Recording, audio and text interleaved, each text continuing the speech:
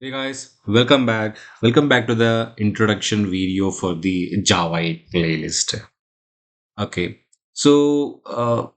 as part of Java 8, the Oracle introduced these features actually. They have introduced the functional interfaces.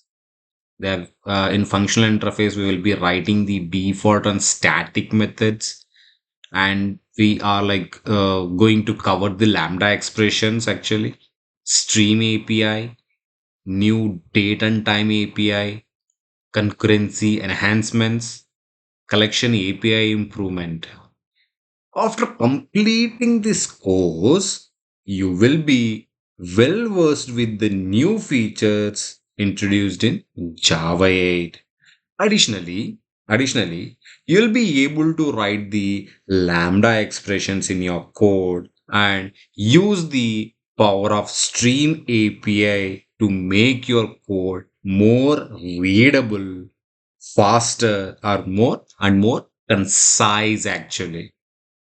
Okay? So this is a kind of like an intro video for the Java 8 features. In the next session, we will be looking for the functional interface. We'll be discussing the functional interface. Until then, thank you for watching.